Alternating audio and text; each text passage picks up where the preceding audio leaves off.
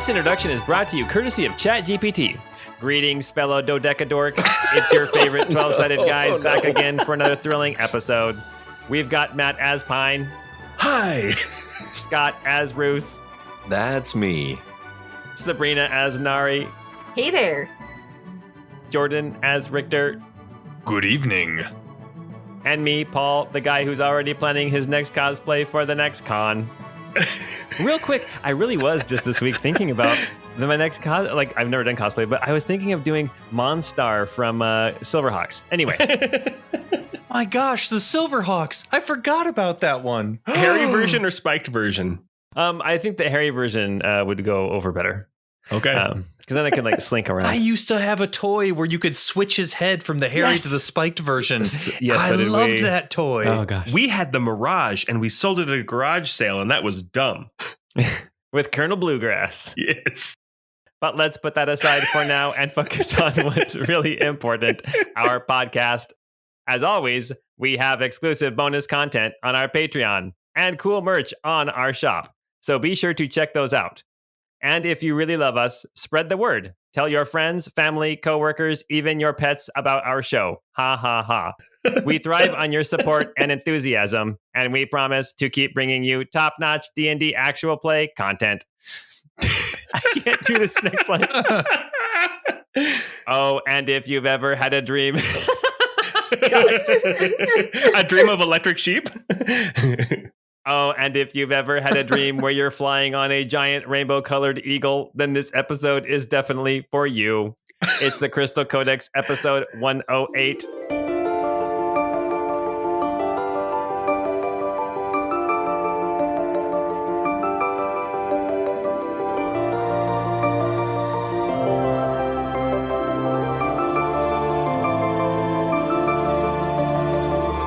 What game was I that? don't know what that is. I don't think ChatGPT knew about the video game connection. So, a giant rainbow-colored eagle. Oh my gosh. Oh, So that was literally like ChatGPT just came up with that for the. So I put in my most recent two intros, and then I asked it to write me two more, and then the other one just talked about Auntie Donna the whole time. It knows us. It knows you so I'm like, well. how is it so accurate? Anyway, so fun. Well, welcome back to the city of Almar in the city-states of Ercolia. Last time we were together, we had what did we do last time? What actually happened last We took time? a nice bath. Yes, we took a bath. Welcome back to the city of Almar. Last time we were together with Nari and the Boys 2.0, it started off with a kind of a tense confrontation with the headsman, Bartosz, the former adjudicator, now mafia leader of the city of Almar and leader of the First Swords. As you guys met with him at midnight outside the Dracia Opera House in the courtyard, there was a tense exchange where he offered to help you stop whatever was happening if, in exchange, you gave him the city of Almar. You refused, and he left disappointed. And you guys were, after that, very uncomfortable and making sure to watch your backs for Bartosz because you knew he was somewhere behind you. That didn't make any sense. I should have written something Sounds else. like ChatGPT was explaining what the expression "watch your back" means. Exactly. So you knew you had to watch your back because Bartosz was not happy with you, even less so now than before. The next day, you all awoke, and then some messages were sent and received. Nari received a message that her brother, Ticris, was here in town with the key from Trophos. Also, a message was received from Kira saying that the Angel's Might, the warship of Sanya Pine, Temrid's daughter, who has sworn her service to Kira, has flown down from Tabery here to Almar and has just arrived. So, you guys all decided to meet in the baths. And what better way to meet a queen than to all be naked? To be fair, we didn't agree to meet in the baths. We agreed to meet at the Drawn Drapes. Yes. Half of which is baths. And you know Ticris was going to be in the bath. After some fun conversation where Pine and Tickrus got to talk to each other, that was kind of fun. And Yastin was there with his little pearls of wisdom. The key was exchanged, and Kira, as well as Brinby and Bortimus, showed up in the baths, and a discussion was had about what is happening here in Almar, what is happening back in Tabery, and what needs to happen going forward. At this point in time, Rousse, Richter, and Nari decided that they were going to go to the High House to try to speak with Nicolette St. Clair, the High Speaker of the Senate, and see if they could arrange a room to have a big conference, some kind of a meeting where plans could be laid to discuss the threat of Iramiel and the inevitability, which is apparently right on the cusp of occurring. While Pine went back to the Skyport to go and meet his daughter, Sanya Pine, the captain of the Angel's Might. As Pine was going towards the Skyport, he did look up just in time to see a smaller ship, a sleek, beautiful, elegant, ancient ship, the Allele Eagle. And he knew aboard, more than likely, was Daffodil and some Ormex. And that's where we're at right at this moment. Oh, one more thing. Tickrus and Yastin went to go find Adressa and Darden, who also came down from the mountains, who were busy trying to find a place to keep their ripperbirds, basically velociraptors that could fly with stinging tails. Yes. And that's where we're at right now. So we have Pine heading towards the Skyport, and we have Richter and Rousse and Nari heading towards the High House. So why don't we go ahead and have initiative rolled. Pine can roll initiative, and then either Rousse, Richter, or Nari can roll initiative. Pine only rolled a 7. Let me get mine going here. Yeah, go for it. Do it. I don't know why it had me roll with a disadvantage. Hold on. Ignore that roll. I got an 11 for Richter. Okay. So we will go with Nari, Richter, and Rousse first. Nari, Richter, and Rousse, you guys leave the baths, say goodbye to Pine, say goodbye to Tickrus and Yastin, and start heading northeast towards the High House. As you venture out of the drawn drapes, you can see the closer you get towards the High House, the more debris and damage you see here in the city from the tidal wave that happened yesterday morning, which was 2 episodes ago, with the coming of Yasaro, the Herald of Water.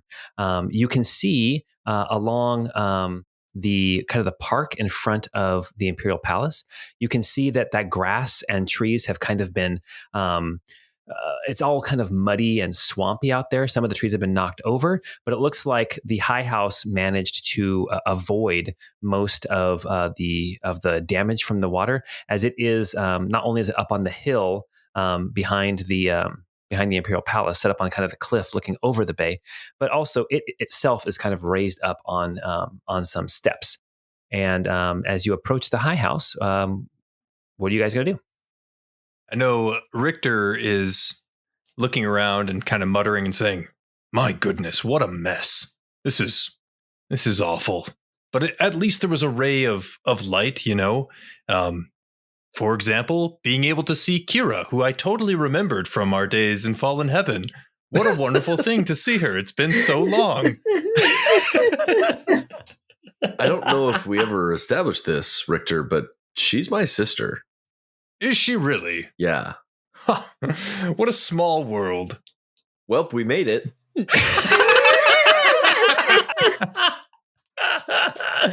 All right, you guys get to the High House. You can see in front of the High House, there's this garden grassy area.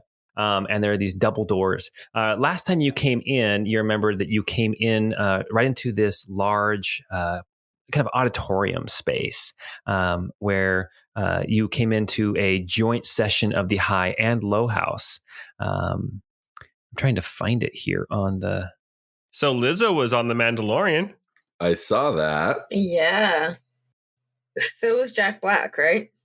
And Christopher Lloyd. And Christopher Lloyd. I really enjoy it. And I know that a lot of people are, critical of it, but I have a good time with it.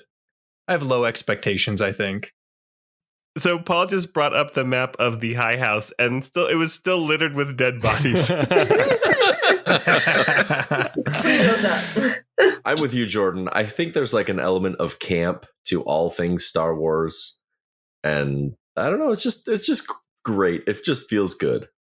Yeah, for a time of good, lighthearted frivolity, I like to turn to a nice tall glass of Star Wars. The Ahsoka trailer dropped, and that looks so good. Oh, I need to look at that one, actually, still. I haven't looked at that one yet. So as you guys go to the high house, you can see that there are some guards standing out in front of these double doors. And as you approach, one of them goes to stop you, and the other one kind of puts his hand on his shoulder and kind of whispers something in his ear. And they say, pardon us, heroes. Come on in. And then they open the door for you. And then you can walk in to the high house. Heroes. Nice. So, Richter, is that like a normal thing? Have they always called you hero, or is this like new? No, not when I'm awake, usually. No, they're talking to me. Yes, they must be talking about Nari. I just give off the hero aura, you know? It's majestic, Yes, and we're your entourage. and it smells musky, like oil and leather. I had Ticker's clothes on for a little bit. It kind of, the smell rubs off on you. Oh, yes, that hero smell. Tigris smells like cedar and sandalwood. It's whatever oil they use on their blades to keep them to prevent rust. That's what their smell is. Gosh, I love blade oil. As you guys walk into the high house, you remember you step up these stairs onto this upper area where when you were here before, a lot of the civilians, the normal folk were sitting. And you can see down below, down a set of stairs, there's these bleachers, and then there are these cushioned benches down on the floor where the senators from the high house sat. And at the far end, there's this dais. But as you guys are standing up here, a steward walks over to you and he says, pardon me, can I help you? Yes. We're heroes on hero business. What she said.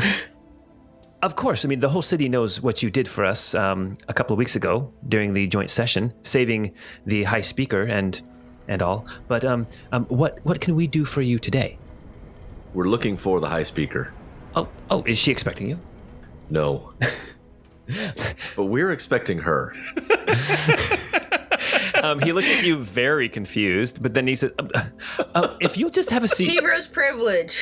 Yes. Would you mind just telling her that we're expecting? I'm not expecting. Are you expecting, Richter? Let her know that Nari is expecting, and so is Richter. What is going on? I don't know.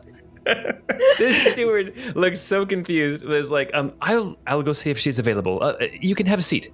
And then he hustles down the stairs and out one of the back doors, kind of in the floor, the lower up part where the senators from the high house sit. There's a couple of doors on the far the north wall, and the steward leaves to that door, and you are left here alone with a few guards kind of milling about, and then the three of you. Rousse makes his way down the steps into the comfy seats. Okay. If you really want the comfy seats, those are on the dais. I'm not that presumptuous. Rock me on the dais. Rock me Amadeus. Rock me Amadeus. So there are these benches here that are nice and cushioned. As you guys are sitting here, you can see it looks like people have been cleaning very thoroughly. There was blood in lots of places down here, and you can see a little bit of some of the remnants of the battle that you had here on January 6th. When we recorded, the shreds of Confederate flag. Yeah. There's this weird like buffalo headdress on the ground. I was just gonna say that. Okay, as you are sitting there kind of reliving those days, then Nicolette St. Clair comes out of the same door that steward left from. You can see as she approaches, she is not dressed in her normal finery. Her hair is done up in a nice tight bun, but her dress is much more plain and sturdy as opposed to the pearls and the silks that she was wearing when you were here in the Senate, as well as yesterday when she was out in the streets helping to clean up. She comes forward and confronts the three of you and says, "Oh, what can I do for you? I heard that you needed me." We need to call a meeting of the heads of state here in the city. There are some people in town that you need to speak with. We have plans to make before our final push into that tower. You mean you want to set up another meeting of the Senate? No. More important than the Senate. Yeah, just like the high speaker and low speaker. I don't know how government works here. Like, I'm not familiar with this. It doesn't. Okay. So just like you and then... Isn't that obvious? You were here. You and your most important advisor. Well, okay. Low speaker Marilla is still in town. What, if you don't mind, before I set up this meeting, what will be discussed? Our plan of attack to thwart inevitability. You see, my dear, we are rapidly approaching the end game for, well, the angel Iramiel and a confrontation with our world as we know it. And for better or for worse, that battlefield may be here in Almar itself. She kind of shifts over and sits down on one of the benches, kind of drops heavily onto it. She says, I was hoping that tidal wave would have been the last of our worries, but I knew it wouldn't be. Tell me what you need, and I will arrange it. And when? Maybe this evening? This evening. Yeah, that seems reasonable. Yes, I think as soon as possible would be great. Okay. She calls over one of the guards, and she kind of whispers to him to go get that steward back. She says, okay, so tonight, and you want you want the heads of state, meaning me and the low speaker? Anybody else that you would like for me to make sure is there? You would know better who should know about this within your government, so I'll let you decide on that. But you will have Queen Kira from Tabery, and you'll have many others from all around the world here, gathered together to figure this out.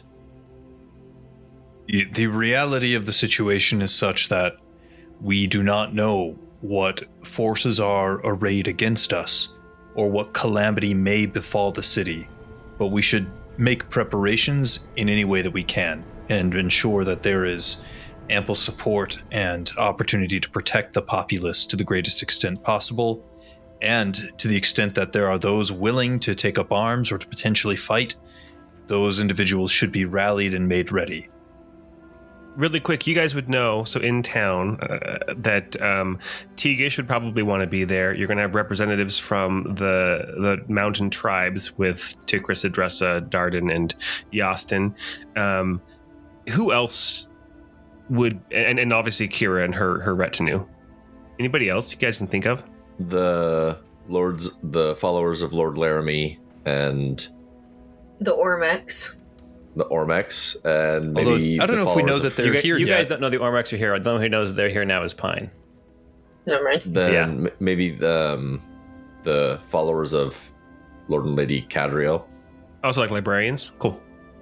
Yes, I think that we can arrange that. We can send out messages now. As the steward comes back in, he's got paper and a quill, and she starts directing him to take these messages to these different people that you've mentioned. And Teagish from the Howling Talon. Teagish from the Howling Talon. Yes, of course. And she kind of looks around this room. She's like, I think that maybe something a little more private might be better. I'll make sure that the room where we have more private discussions as the High House, that room will be made available tonight. We'll say after dusk, as soon as the sun goes down. That would be most appreciated, my lady. Of course. She gives you a little curtsy, a little nod of her head. She says, is there anything else that I can do for you to get this ready? I will make sure that the room is ready and that these messages are sent. And then she kind of stops. She goes, do you really think it's now? It's time? Yes. It does feel like we're entering the final stages here. Hold your loved ones close. She takes a big breath in and out, steels herself, and then stands up rigid again and says, of course, the High House of the Senate of Almar will be ready. And she nods again at you and says, by your leave. And then she will leave the room to go get things ready. As you're preparing, milady, Yes. one of the threats to your city will be the followers of Iramiel. They're all over your streets. They're preaching everywhere. If there's a threat to the city and the citizens of your people, it is with them. So be ready to deal with that. And it's important that you know that we were confronted by Bartosz. He made it rather explicitly clear to us that were he to have his way, he would wish to take over exclusive and sole control and leadership of the city himself. And I feel that this would be potentially calamitous in the long term. But you should be aware of his designs as well. Take precautions and make ready whatever we can to ensure protection and safety, both from the calamities related to the Angel of Inevitability, but also from any opportunist who may try to take advantage of the situation as well. She kind of scoffs when you talk about Bartosz. And then when you're done, she says, Bartosz is a rat. Ugh. Well, we'll keep our eye out for him, and we'll make sure that he doesn't bother this meeting. I'll have guards stationed all around the High House. You are a wise and regal lady, and we appreciate the service that you render for the city. Tell me, what do you know about swords? Oh, no. And that's what I appreciate about you. Perhaps another time. Now's not the right time. Richter, my friend follows the Lord of Swords. I mean, if you're interested, I'm sure he could tell you all about his favorite swords. Perhaps you could arrange an interview with this friend of yours. I do like to savor a saber, if you know what I mean. Oh my gosh! On that note, as Lady Nicolette leaves the auditorium, and you three are left to go about your business, whatever else you need to do to get ready for this meeting tonight, we'll cut over to Pine. Pine, as you are heading up the stairs on the skyport to the, I think it's on the 4th tier, where you saw the Angel's Might had been tied off. You get to that 4th tier of docks sticking out over the city, and you can see this large 110 foot long ship.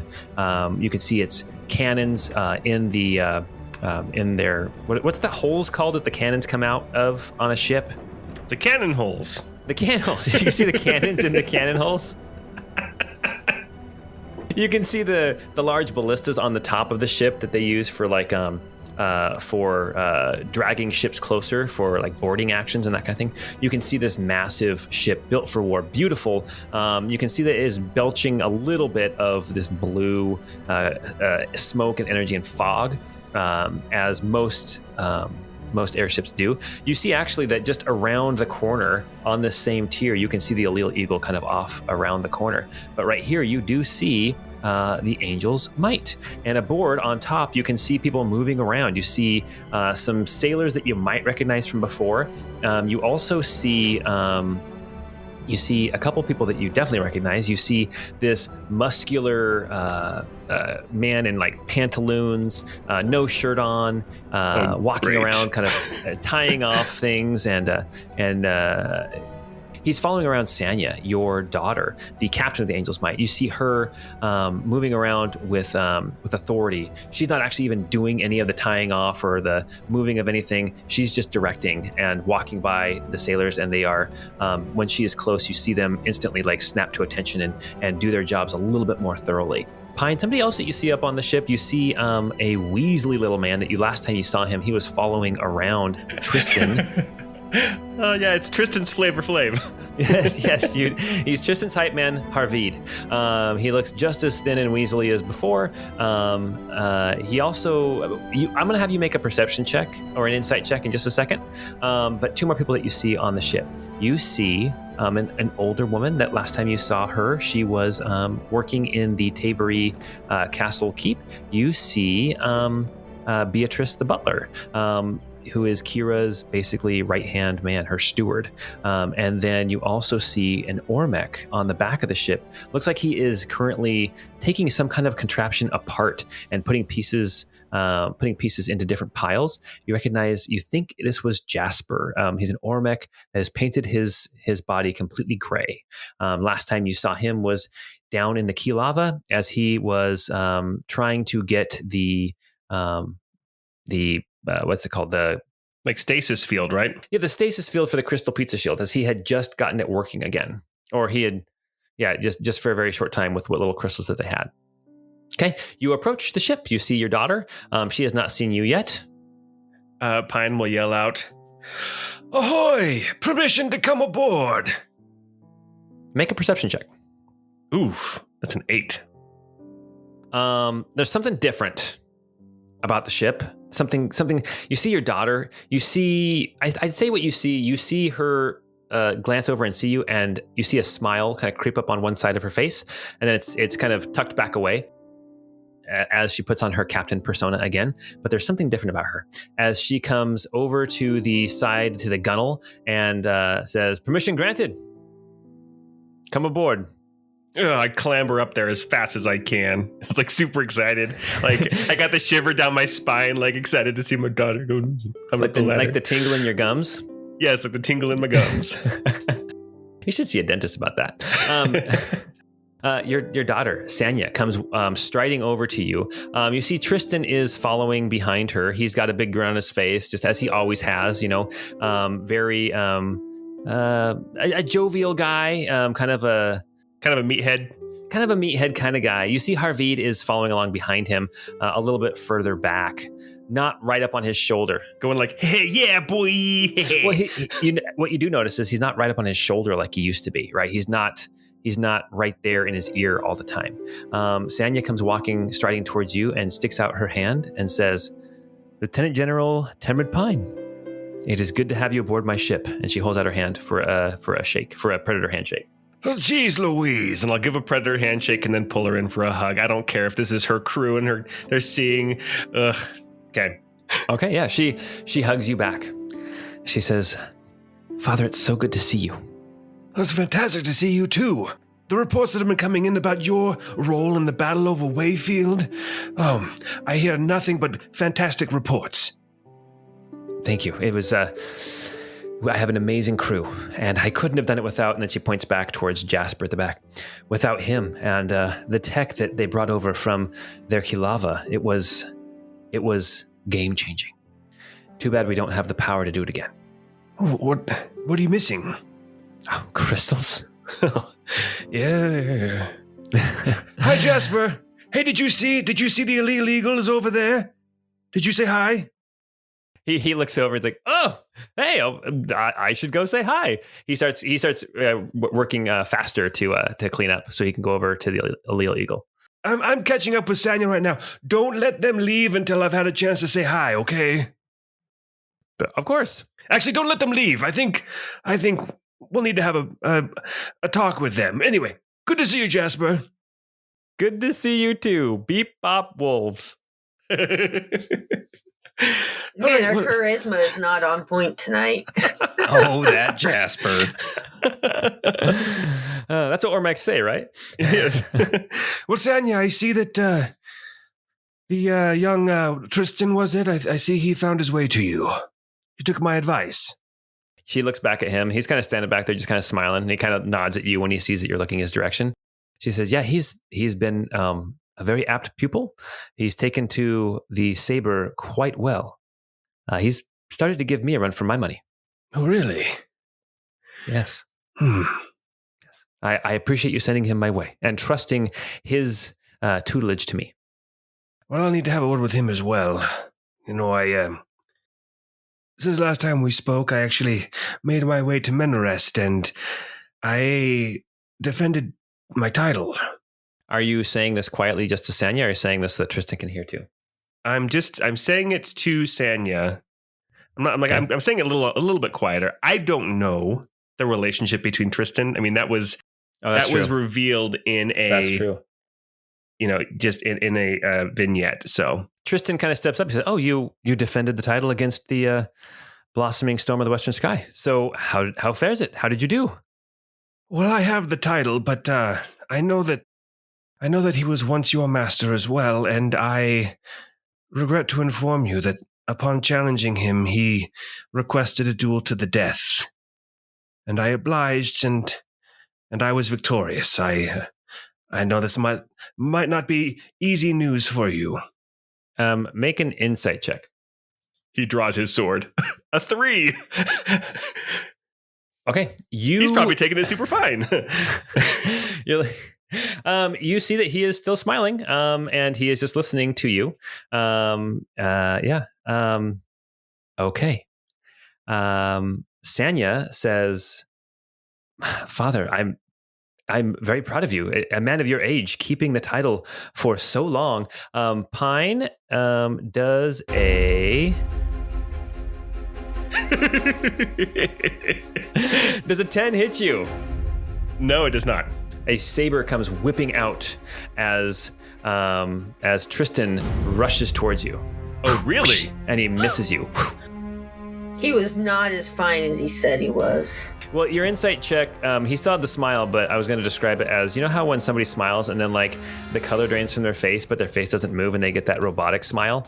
Yes. That's kind of what happened to him. Okay, well, no, that did not hit me. Yeah, that did not hit you. All right, Tristan has a saber out and he points it at you, Pine, and he says, "Dead at your hands? I would challenge you." Right here, right now?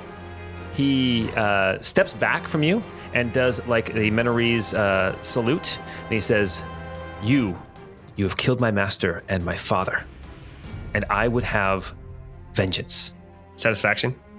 I would have satisfaction. Can't get no. I will do the whole pull on my collar thing and go, You should- yoy. You should. I think you should respond by saying, "Well, satisfaction guaranteed," and then start fighting. Pine will say, Captain Sanya, this is your ship. I had no idea that he was your father. Sanya moves to stand between you two.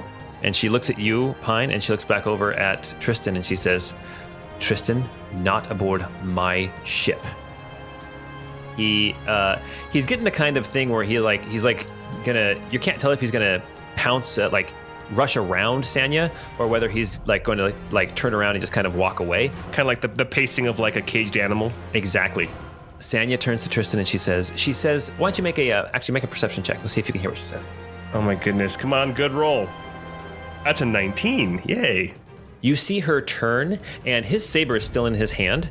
She turns and she grabs him by the shoulders. She leans her head in really close, and you can hear, because you can hear him shaking his head and like saying, no, it's my father. But you hear her saying, "This is my ship. You are my pupil. You will challenge someone when I say it is okay. And right now, it is not okay. This is not the time." And you see Tristan, he's kind of like shaking her off, but she keeps a firm grip on his shoulders and she says, "If you want to be the best you can be, then you will follow my orders." And after a second, he takes a big breath. Then he turns really quickly enough to like shake free from her grip, and he stomps away and opens a hatch and steps down into the ship. Oh man. Oh, good thing I didn't mention his mother. Sanya turns back at you and she says, Jesus. "Oh my gosh."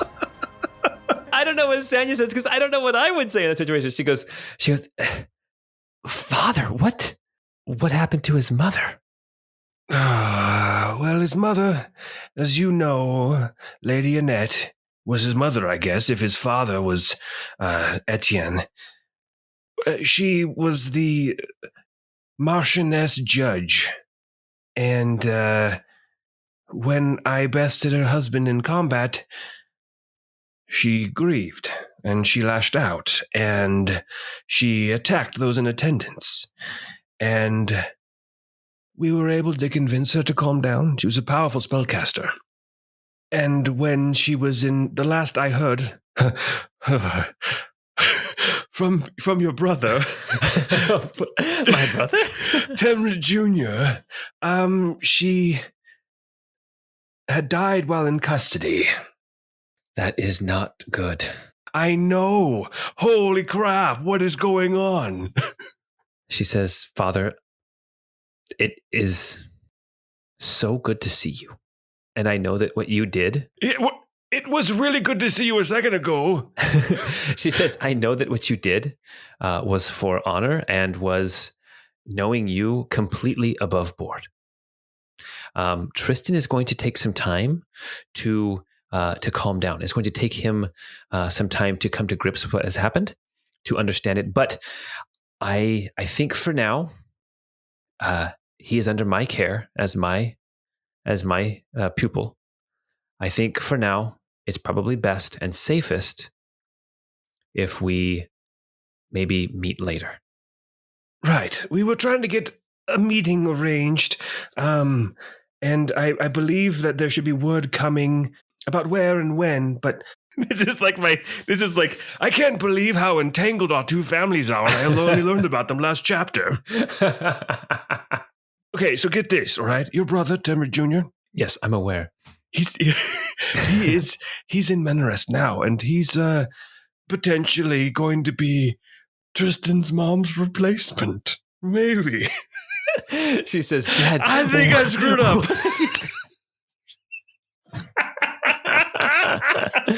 She says, okay, Father, you and I have a lot of catching up to do. Yes, we do. Okay, keep this from Tristan for now.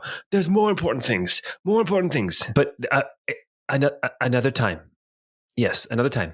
With the meeting, I will be there. Okay. I will be there. And I will bring whoever I deem appropriate and of sound mind to that meeting as well. And listen, Tristan deserves satisfaction. He does. If he wants to challenge me in a duel when you're ready to let him, that's totally fine. But I've been thinking a lot about it, and I never intended to die as the blossoming storm of the western sky. I always intended for somebody to beat me, somebody to best me at some point. If you would challenge me as well, Sanya, I think that you also have the chops, and I'd be willing to accept a title bout. You see her kind of like taken aback. She's like, I'd have to think on it, Father. I'm sorry. You've been the blossoming storm of the western sky as long as I can remember. I don't know. I guess I always assumed somebody would take it from you at some point, but not me. I'll think on it. Okay. Yeah, I mean, we don't have to do this now. Let's say this. She looks out at the statue and of Iramiel way out in the bay. She says, "Yeah, maybe not right now." No. How's this? First, we save the world, defeat Iramiel, send Applebottom packing. Oh, that's another thing. I'll tell you about that later. And then we can talk about the title. But I do want it. I'll raise my voice at this point. Well, no, I won't raise my voice. I will. Is Kira on the ship as well? No, Kira was back at the Drawn Drape. She has not come back to the ship yet. Okay. She's doing some stuff in town. I'll call over to Beatrice. Okay. Beatrice, come here. I want. Yeah, she comes walking over and she gives you a little curtsy. She says, "Ambassador Pine, it's good to see you. I didn't know when I'd see you again." It was good to see you too, Major Domo. I wanted to be known here, and you be the second to hear it. Should I, Temrid Pine, fall in battle before the match between myself and Captain Sanya Pine, then the title of Blossoming Storm of the Western Sky should transfer to her as my most worthy upcoming opponent. She kind of looks from you to Sanya, and then she nods and says, I think I understand. Of course.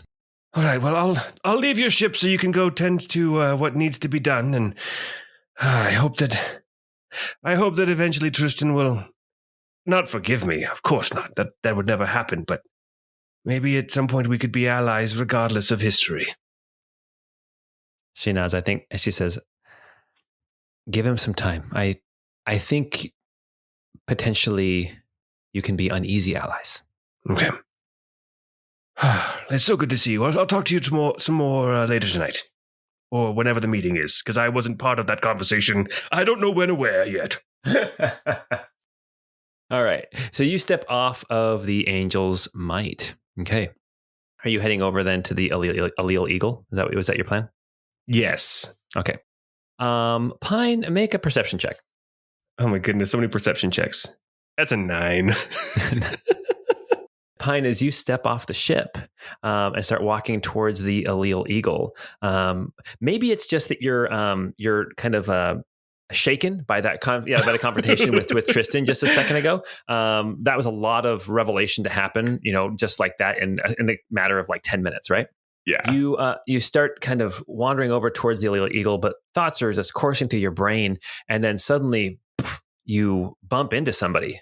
And I guess, what do you say when you bump into somebody without realizing who it is? Oh, pardon, I'm so sorry. And what does Bert say back to Pine? Timrid? Oh, you goat. Wait, what? I never thought I'd see you again. Bertram!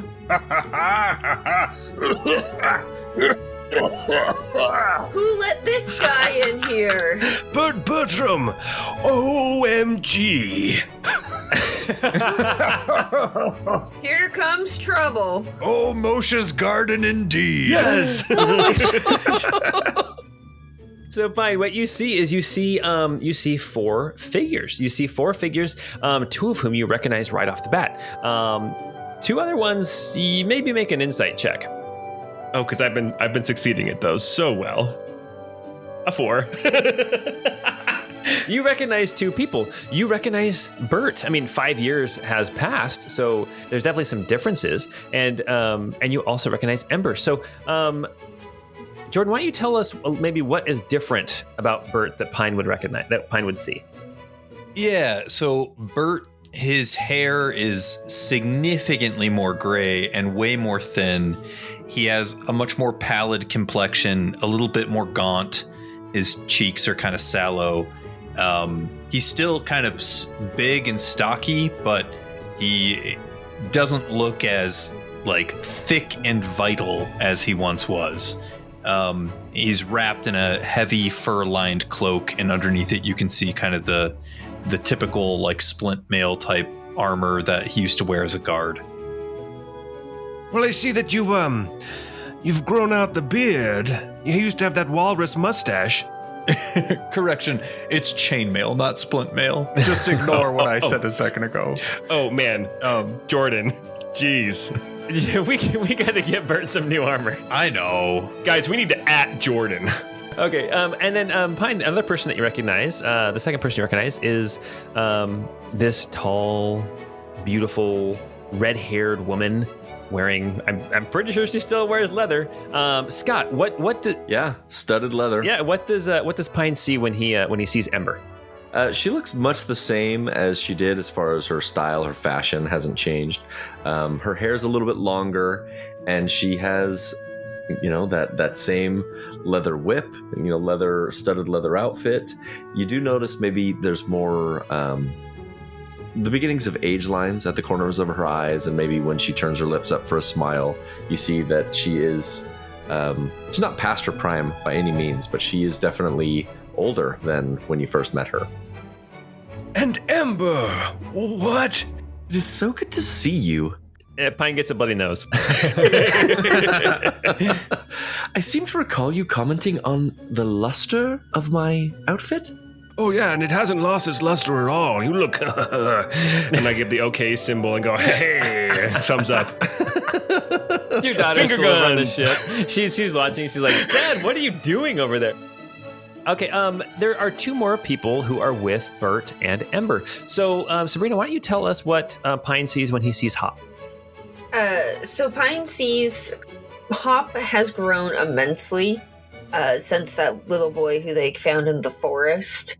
I think he would be almost difficult to recognize until Pine sort of had a second or third look at him before he kind of recognized him as someone who he might know. Well, Pine rolled a 4 on his insight, so he did not recognize him at all. I bet you Hop would recognize Pine, though. Oh, I would imagine so.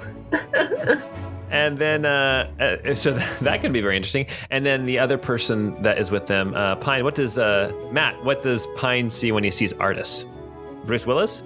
He basically sees shaved head Bruce Willis. Yes, some more scars than he saw last time. It'd be like having seen like Bruce Willis in like his Hudson Hawk or moonlighting days in the dark, and then now seeing him in full light. You know how he looked in the final Die Hard movie. So it's like night and day difference. Probably wouldn't recognize him at all.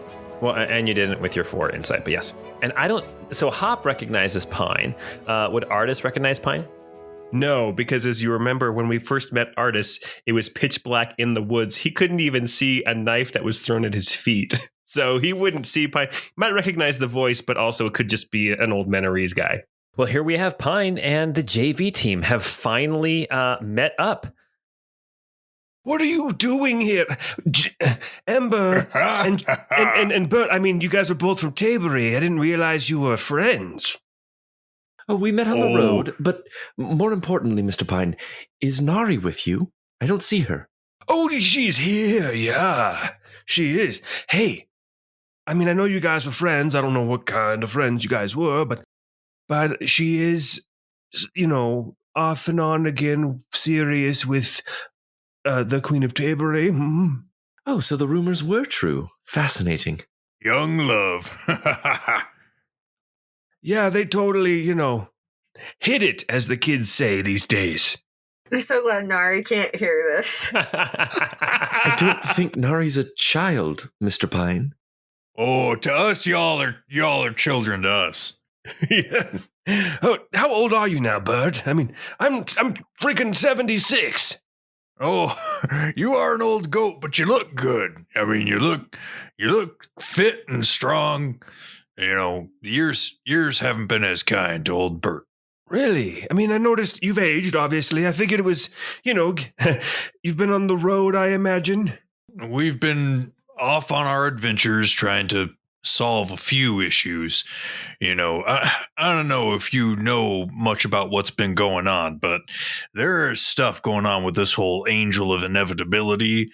And, well, that's what brought us here. We figure this is stuff is about to happen. He needs to be stopped. Oh, yeah, I feel the same way. Sorry, who are your other companions over there? My name's Artis. Yeah, there's Artis. And that one's Hop. Zoinks! I'm Hop. Hop, I seem to remember. I think I used to have something with the name Hop and like carved into it. I can remember. Yes, I believe we met long ago in the forest, and you did kind of take some of my gear. Oh, goodness gracious. Hop, I am so proud of you. You listened to me when we talked about forgiveness and letting things go. I didn't hear any I forgive you yet, but His neck's bulging just a little bit. Wait, Hop. So in the fort, like in the forests, I don't care about inside. I'm just gonna now recognize Hop. Yeah. That would make sense. In the forest near Tabery, you were the archer with the. That's right. You were the archer, one of the Imperial scouts hunting us. Quite a good archer, until you guys got a hold of me. We spared you, right? Yes, but I wasn't able to go back to the army, so ended up having to wander for a bit before finding these hooligans. Well, you found some. Thank goodness you didn't go back to the army. Yeah, you would have been with the Imperials, and I don't know if you know this now, but they were no good. Bunch of dogs. Things did not turn out well for them. Right. Although I don't think anything turned out well for any of us. Really? It still might not. But I think that's why we're all here. Oh, Ember, you're looking on the bright side. It's awesome. We have to stop the inevitable.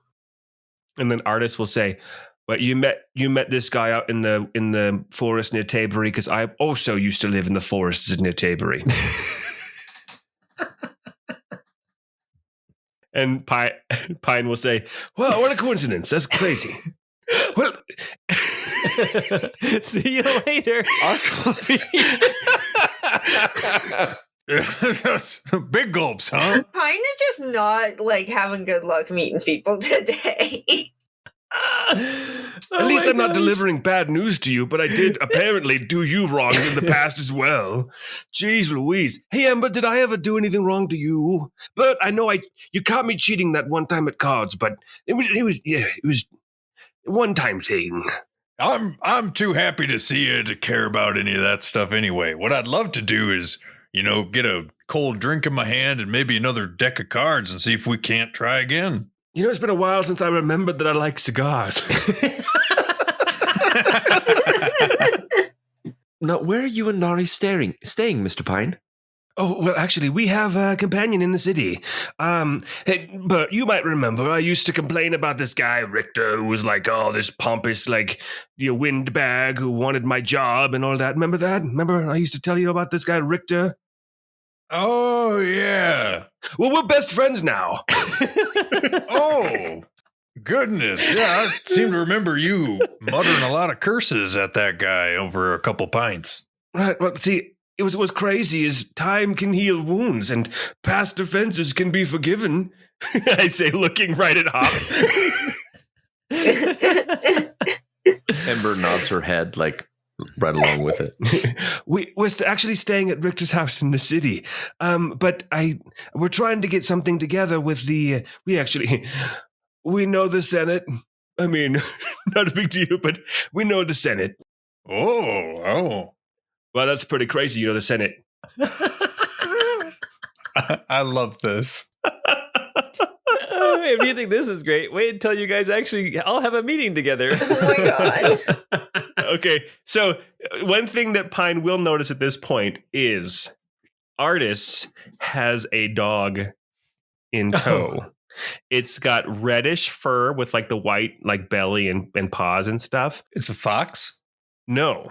It looks like a wolf, but it has the fangs of a wolf, but they're actually coming out of a falcon's beak, and it has these wings on its back, and it basically looks like a griffin if a griffin were part wolf instead of part lion. Oh, I love that. I don't know if I like that. That's scary. Yeah, Pine will see it and say, "Is that a falcon wolf?" What does Artis say? And then Artis will say, "Oh, I guess it is, yeah. I call her Ginger, Captain Ginger Snaps. We found she was wounded. We found her on our way back into the city. She kind of took to me because I fed her, but I call her Captain Ginger Snaps, yeah. I guess she's a falcon wolf, if that's what that thing is called." Eat her, aren't you, little Gingy? Huh? Who's the little Gingy for the big Bert? Who loves the Bert? She loves it. She ginger snaps the bones of her enemies that harmed her. Well, falcon wolves are real. I gotta go tell that to Yastin. He's full of Oh, it's so great to see you. Yes, no, come back with us. I mean, I'll take you to Richter's house. We can get a drink, whatever, and we can see what the plan is. But before we do, I do need to stop by this other. You see that ship over there, that sleek one with the propellers are all like canvas, like pinwheels and stuff? That used to be my ship. Yeah. Oh. Yeah. It's called the Illegal Eagle. The figurehead there, that's actually a representation of the Lady of Shields, Balbarel. You said it was called the little beetle? Yes. Little beetle? What is it? The Illegal Eagle. The Illegal Beagle. The legal beagle.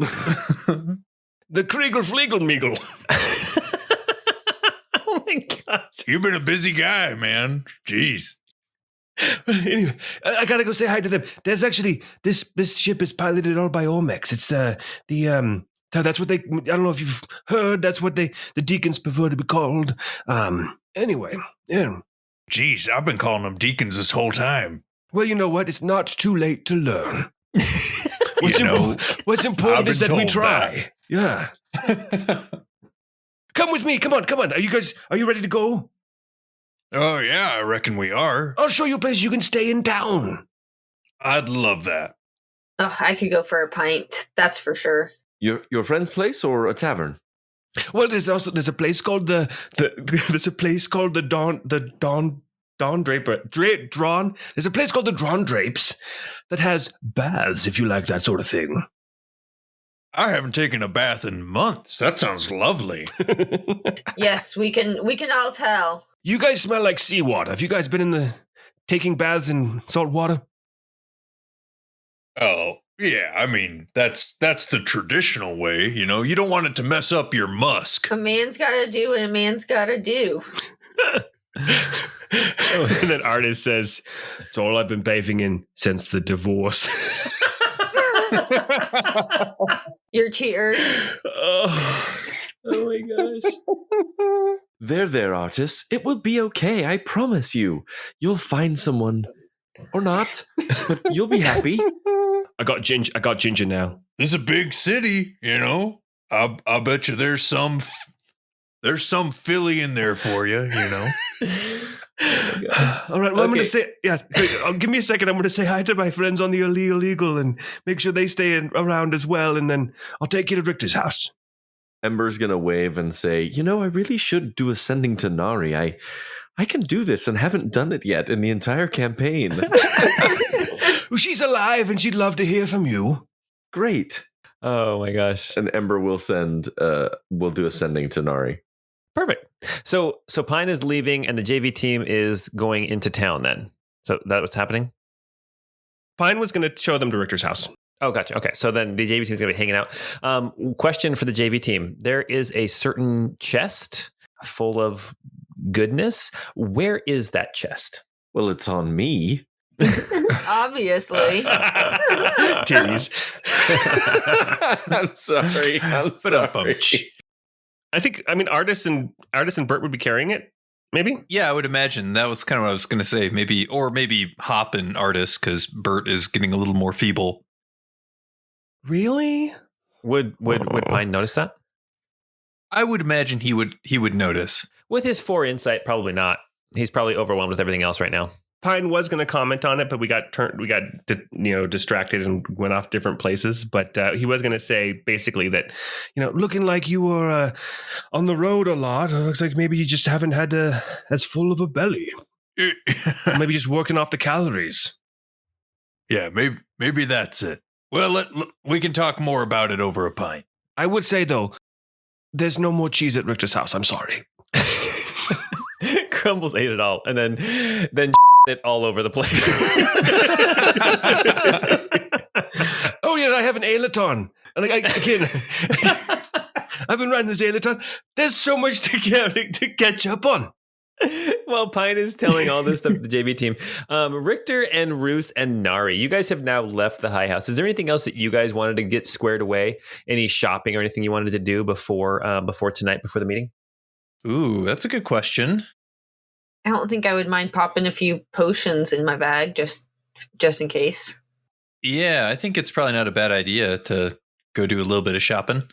Okay, perfect. As you guys make your way over towards Smitchy's Bazaar, you can see that a lot of the people who had like tents and little shacks and things there to sell their goods, they have actually moved them further into the city. But it's fairly easy to find where they have moved on to, because Smitchy's Bazaar, that whole open square area is just it's not necessarily full of like refuse and debris, but it's full of like tents and things for people to take breaks from the work of cleaning up at the docks and all the rescue work they're doing, as well as like a triage tent for some clerics of Erdos to do some healing. But you managed to find where more of the goods sellers have set up shop. You can see that a lot of them have closed up their shops anyway. And as you approach, you actually see a familiar person. You see this large woolly ox. It's laying down kind of behind the tent. Looks like it's covered in dust and dirt.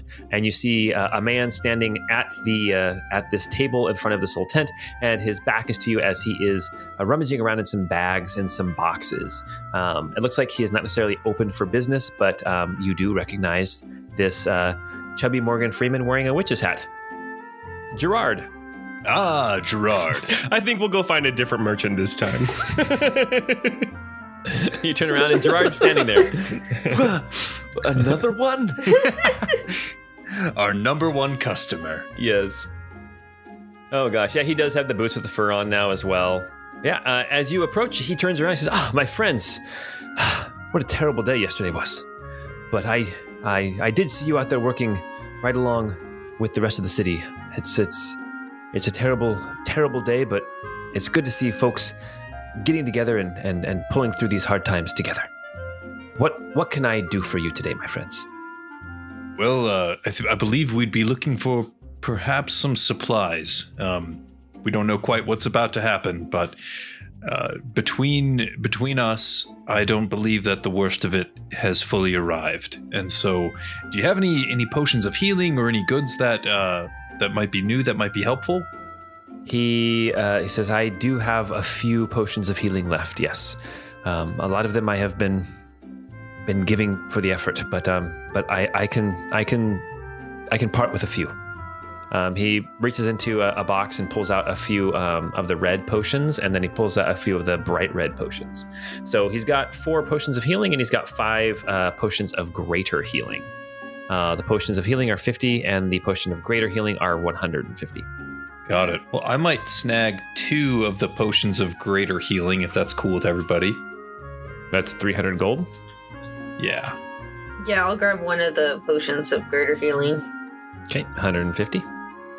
Rousse will do the same. Very good. He kind of sighs and sits down. You can tell he's tired. Kind of takes his hat off, wipes his brow a little bit. Says, I've been down helping clean up, but I do still have some of my other wares if you're interested in seeing any of that. As you look at him, you see that he actually has on some bracers that you didn't recognize him wearing before. But as you look at him, you recognize the gauntlets of ogre power that he was trying to sell you guys last time. He has been wearing them as he has been doing, as he's been helping move and lift and rescue people. So that makes sense. Yeah. Yeah. Says, is there anything you'd like to see? Do you guys remember what all he had? The rope of climbing. I remember a fair amount of it. There was the cloak of the bat and the immovable rods and stuff like that. Yep, there was a silver horn of Valhalla. There was the gauntlets of ogre power. There's a wand of magic missile, ring of the ram, bag of holding, staff of withering, rope of climbing, ever smoking bottle. A lot of stuff you guys have already bought. And he's got some other potions as well. He's got speed, blink, spider climb, heroism, and an antidote. Tell me about the Horn of Valhalla again. It's a silver horn of Valhalla. He informs you the type of metal, it changes what the horn does, how powerful it is. This one here is quite rare, but if you blow this horn, you can actually summon spirits of ancient warriors to come and actually fight with you. They will help you in your times of need. Look, ancient spirits are overrated. They just talk back all the time, and they rarely do what you ask them to do. I don't know. We've had some good results with some necromancy recently. I was going to say, I love my spooky boys. And you see Squire kind of like appear for a second and look at you, and he looks incredibly hurt, Rousse. He's like, wait. And then like you have this vision, this memory of him polishing Richter's codpiece when you asked him to do that, remember? So he's a little bit hurt. Okay. All right, Squire. I'm sorry. So, but yeah, he says it'll summon some spirits to help fight for you for a short time. And it can't be used very often. So in game terms, that means that if you blow it, you'll get 2d4 plus 2, what are called berserkers, which is basically like a watered down barbarian, and they stick around for an hour. After they disappear, you cannot blow the horn again for 7 more days. That could be really useful. I was going to say, how much is that? The Horn of Valhalla, this silver horn, is actually not too bad. 5,600 gold pieces. I mean, I don't have anywhere close to that. Would you consider lending it to me for a week for 400 gold pieces? Ooh, 400 gold pieces for one blow of the Horn of Valhalla at the end of a campaign where we probably don't have 7 days left in the campaign to begin with. Wink, wink. Oh, man. Why don't you make a persuasion check, high difficulty. Yes. Use that charisma. Yes. That +5 charisma score. And I rolled a 10. He says, "I'm sorry, my friend. Actually, I think it might best serve us for me to blow it now and have them at least help clear some of this and help some of the people who might be trapped. Use those muscly muscles of theirs for helping out the city." Muscly hound berserker boys. I got them pretty strong muscles over there, Mr. Berserk boy. Yeah, why don't you come on over and show me that muscly arm? I got some popsicles in the cellar. Here's what I would say, my good man. I wouldn't blow the horn just yet. While their help right now would be helpful for cleaning the city, I don't believe that the worst has come. And I think there may yet be more catastrophe. So it may behoove you to hold off and use that yourself in the future. I would trust your opinion, my friend. He says, I feel bad that I can't be of more help, especially in times like these. I tell you what, Richter, was it? Yes. I have this. And he reaches into a pack and he kind of fumbles around for a little bit, and then he pulls out this small little. It's a shield shape, but it's small, like a brooch, maybe a little bit bigger than like a typical brooch you'd wear, like to clasp a cloak. But it's this small little shield shape, and on it you see the symbol of Nari, the Lady of Mercy. And he hands this to you, Richter, and he says, "For 500 gold pieces, I'll give you this." Yes, that would be lovely. If you need this, it will protect you from the greatest of harm. It can't stop all blows from hitting, but if they do hit, it can at least protect you some. I appreciate this greatly. Thank you. Anything else anybody is interested in? Nari, if you want those gloves, this is your last chance, I think. I think, because don't they require attunement? The Gauntlets of Ogre Power, I'm pretty sure they do. And you wouldn't benefit from them. You're already too strong, Yeah, right? no, and I already have so many things I'm attuned to, so I am good. Thank you. Invite him to the meeting. Was that Mr. Pine's voice? Just some other old Menorese guy walking by. As you're standing there talking with Gerard a little bit, and you can tell he feels it looks like he's tired, and he feels bad that he can't help you more than he already has.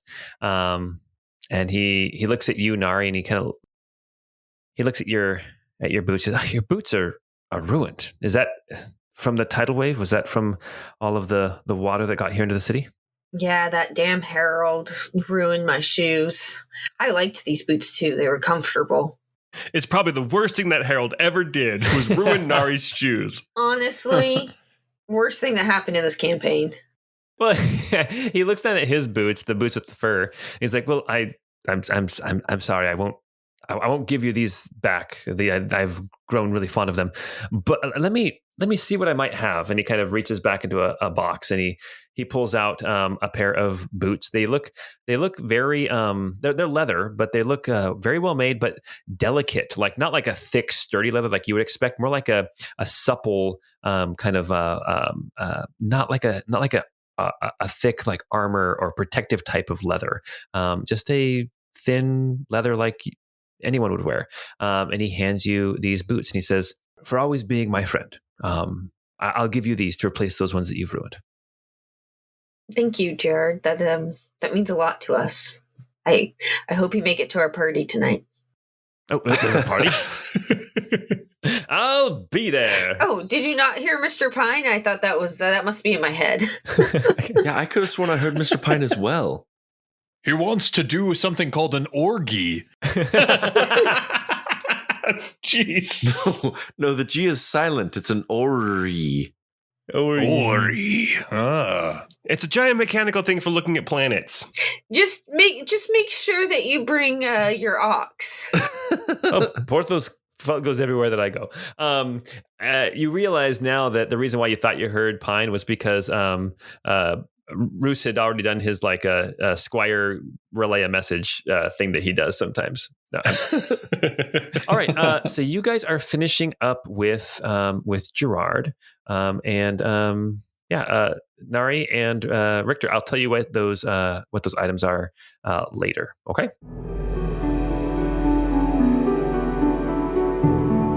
Pine, we are back up to the Skyport. It is you as well as the JV team, and you are heading over towards the Allele Eagle. As you approach the Allele Eagle, you can see figures moving around. They all look fairly similar, except for colors. Different, I don't want to say crazy colors, but designs and whirls and a whole rainbow of colors.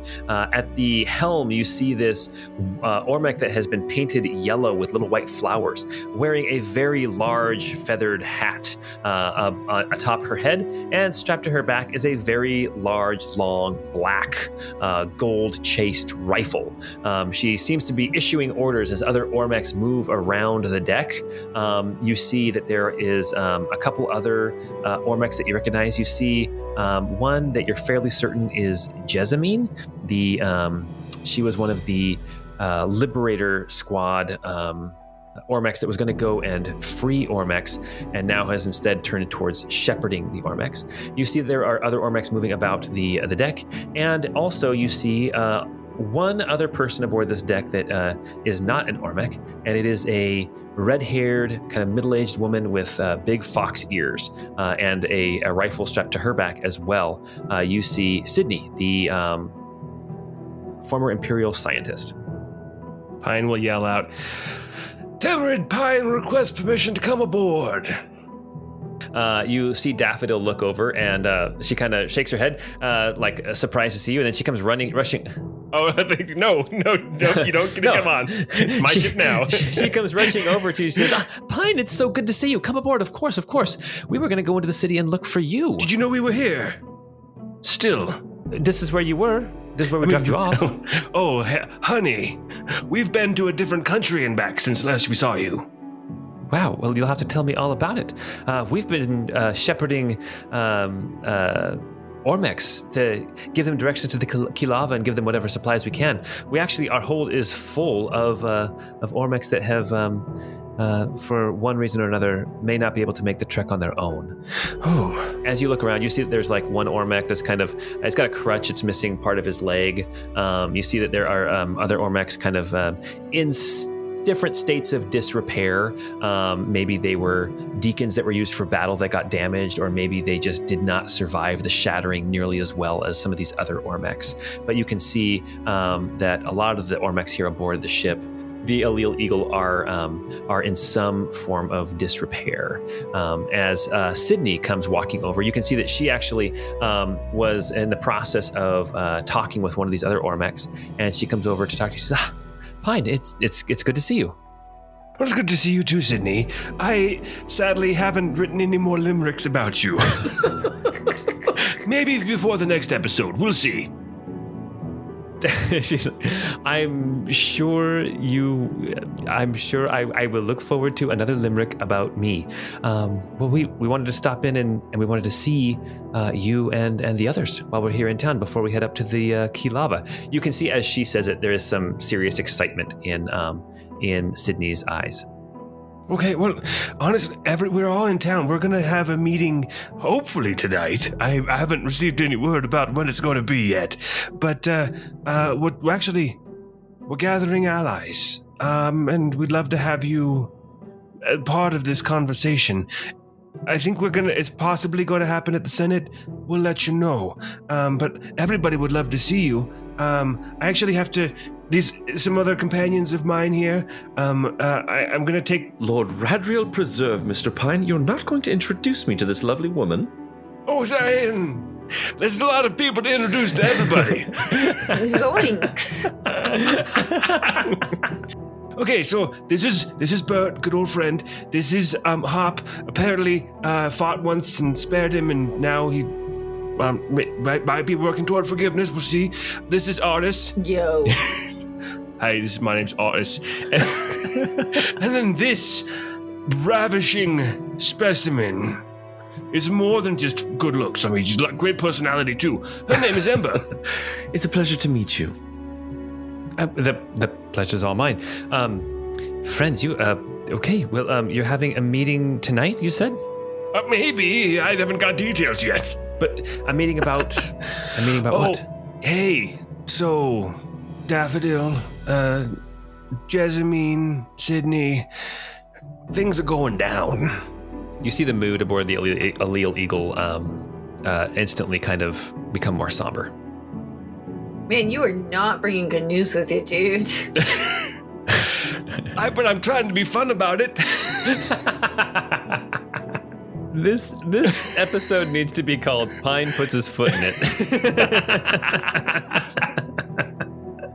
Over and over and over again. Okay. Unfortunately, I don't have a lot of great news to share. As many of you on the ship are aware, the events that heralded the arrival of inevitability have been occurring once again in our time. And we feel that things are coming to a head. The heralds have made themselves known. They've been fought back. We have won keys that will open something under the city. And we're trying to gather our allies to figure out not only what to do, but put a plan in place for what we're anticipating being a high level of destruction and chaos once everything kicks off. But we get the feeling that it won't be long now before Iramiel makes his presence known and inevitability tries to rear its head again. I know it sucks, right? Daffodil kind of is at a loss for words. Sydney seems to be pondering what you've said. Jessamine steps forward and she says, Mr. Pine, we will... Oh, Jessamine's the cute little blue one? Yeah. Aww. Oh my goodness, that's amazing. Yeah. Since last time, Jessamine has painted her body blue. You remember last time you guys were together, all of the Ormex had scraped all of the paint and lacquer off themselves so that they could try to blend in better. That's right. But now that all the Ormex are free, they've taken to painting up their bodies again. You can see that Jessamine is this blue. Almost like electric blue kind of color, very beautiful. And you see a lot of the other deacons a lot of the other Ormex have taken to painting themselves as well. But Jessamine steps towards you, Mr. Pine. She says, yes, we will be there. We will be at whatever meeting you are holding. I think there's somebody that we've met, so another Ormec that we've found who I think maybe should be at this meeting as well. Well, hot damn! 5 years since since we turned off the crystal engine and finally found somebody who knows something about stopping inevitability. Well, I don't know that he knows about stopping inevitability, but he has some interesting insight. I've been speaking with him a lot. He's fairly damaged, but we'll do our best to get him wherever he needs to be. Okay. It's fantastic to see you. We will send word to this ship where we're going to have the meeting and when. So don't leave until then. But I also recognize the vast majority of you on this ship are not combatants. So we wouldn't ask you to stay and fight Iramiel. I think probably continuing your mission after that to the Kilava is probably for the best. But it would be good to get some insight and to include you so that if nothing else, you can spread word. And maybe once you get back, if things still haven't kicked off, you can maybe, there's lots of very intelligent minds there at the Kalava that might be able to help us. Okay. Well, we'll do what we can. We'll do what we can. They all say their goodbyes as Pine, you step off of the Allele Eagle, and I imagine you take the JV team out of the Skyport and make your way to Richter's home. And I say, be on the lookout. There's some beefy boys and some people in robes. They may try to jump us. There's this guy Bartaz, total dickbag. And I'll just explain Bartaz as we're walking. Okay. And if this bro dude tries to stab me in the back with a saber, I totally deserve it. I killed his dad. I killed his dad. I mean, I didn't know it was his dad. I actually told him to go train with my daughter, and now my son is trying to take his mom's old job. It's so bonkers. How did this happen? And this is Crumbles. I'm petting my Alaton. Hop, I know this sounds like he has a track record of just ruining lives wherever he goes, but you just please work through your feelings. Oh my gosh. That's awesome. This is a lot. Guys, I'm a total dirtbag. When did that happen? You just had to be the bearer of bad news. That's all. And yeah, this has been a long and twisting. This is a Dungeons and Dragons campaign. I'm surprised that it stayed on the rails. On the rails. Is that what you said? Yeah, it stayed on the rail. Like we didn't go off the rails too much. I mean, not that your campaign was on rails, but you know what I'm saying. I do know what you're saying. Yes. All right. Pine, as you and the JV team head down into the city towards Richter's home, and Richter, Rousse, and Nari, as you guys finish up talking with Gerard, inviting him to the meeting, I guess that's happening tonight. You all reconvene at Richter's home, and I imagine that introductions are made. Is Darden and Adressa going to be there as well? Or are Darden not yet. Okay. Oh, yes. I guess you guys did tell them that they can all stay there at Richter's house. Yeah. Yeah, we really invited a lot of people over. It's quite the party. Okay, I just thought of a joke for Darden, and anyway. So well, just remember, Darden doesn't speak Common or doesn't speak Almerian. I know. I'm ready for it. As Pine, you lead the JV team towards Richter's house, and Richter, Rousse, and Nari, you guys arrive back a little bit before Pine does. Richter, you have this new Nariel's sigil, and Nari, you have some new boots of elven kind, or whatever Pavantis has in the form of elves. Boots of soft paw kind. Reeboks with the straps. And Rousse has a handful of hurt feelings because Gerard didn't give him anything. Oh. It's okay. Yes. I'm just teasing. Okay. You didn't make Gerard feel bad enough to give you something. You guys arrive back here at Richter's home, this home that is beautiful and large and totally empty of food. All you guys have is some booze. As Mr. Pine comes walking in, followed by four figures, the JV team. We've got Bert and Hop and Artis and Ember. Hey, everybody! I found some friends in town. Howdy do, everybody. Great to meet y'all. My name's Artis.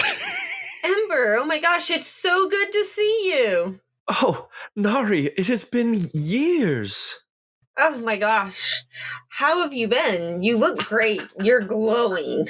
Thank you. I've tried to keep myself up. Wow, look at all these people who are here now in this place with all of us. What's this I hear about you and Queen Kira? Yeah, Nari is my little sister. Yeah, Kira and I, we're close, but she's the queen, and I'm kind of doing my own thing here. So I see a trend because that was kind of the relationship you and I had, where it was never really explicit. was going on? Is that kind of the same with you and Kira now? Oh, from what I heard, it was quite explicit. Jesus, fine, please. Who's this Jesus that Nari keeps talking about? I'm not sure. She said it for as long as I remember. I think it's one of the ladies. I'm not sure. You wouldn't know. It's a mountain thing. Don't worry mountain about thing. it. Yeah. Yeah, I think Jesus was our primary school teacher.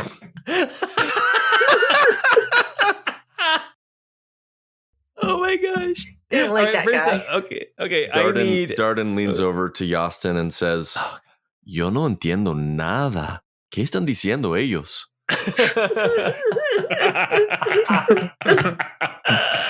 No te preocupes. Yo no entiendo lo que están diciendo tampoco. The cheese is old and moldy. Oh my gosh. Oh gosh. Okay. I want Nari and let's see who would be Nari and Rousse to make insight checks. Let me make sure I've got the right character sheet. Nari got an 18. Rousse got a 14. But I'm gonna do his thing to maybe add a little bit to that. Okay. Might as well. It's just a D8. It's a 19. Okay. You both instantly recognize Artis and Hop, in spite of all the change that they've gone through. There's something that tickles at the back of your brains. That whole sequence of events when you guys were leaving Tabery, when you had Applebottom as your prisoner, that was a very pivotal moment for you guys. And seeing Hop as it's a pivotal moment. It's a feeling like this. Oh, that couldn't have gone any better. I love that. You guys, you recognize Hop and Artis. You can still picture Artis in the woods all by himself, just asking for some help, anything. And Rousse, you remember giving him this dagger, and you guys remember tying up Hop to one of the dire wolves, either Phobos or Demos, and it dragged him out into the woods. And as it dragged out of sight, you saw his pants pull down around his ankles, as I recall. Oh man, we really humiliated that poor guy. Good to see you guys.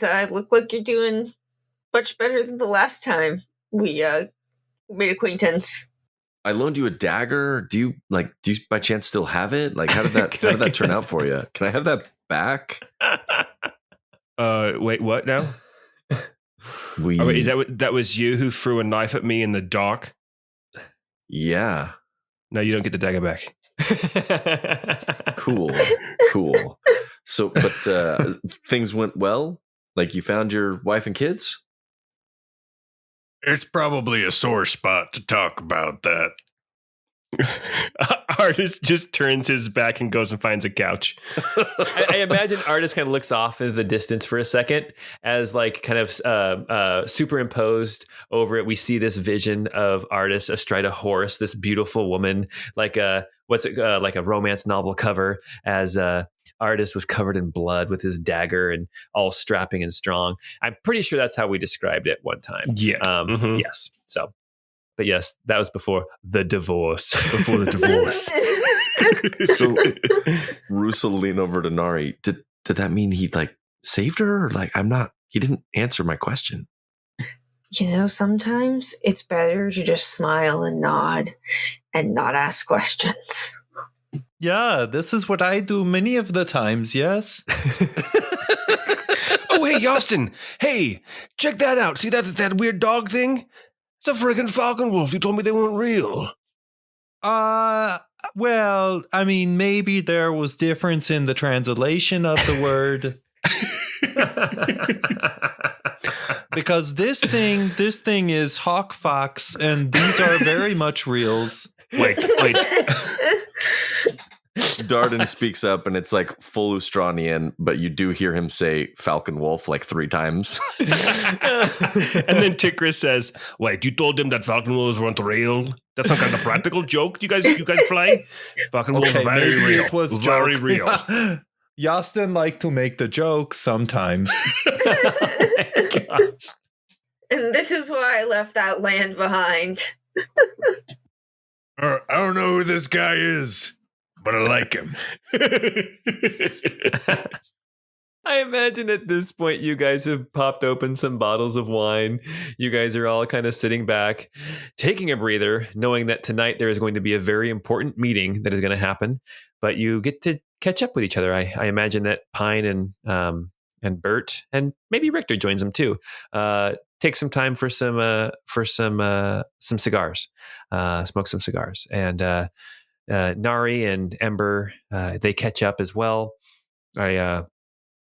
Tikris probably butts in and wants to meet Ember as well because she's somebody who's important to Nari. And even though they have this kind of sibling rivalry, you know that Tikris would do anything for Nari and Nari would do anything for Tikris. And it's really kind of sweet.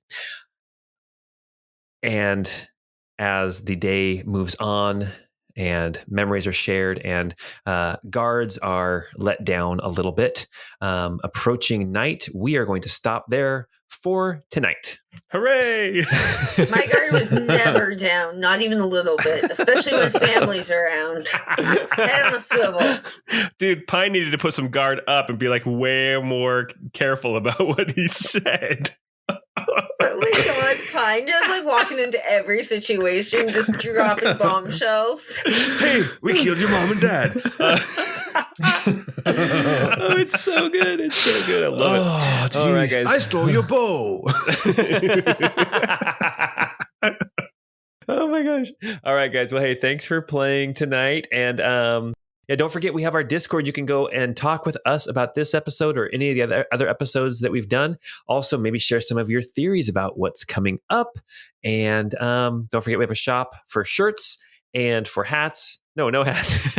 They were unpretty. Oh my gosh. That was not meant. I did not mean to do that one. Anyway, until we get together next time, we hope you have a great time.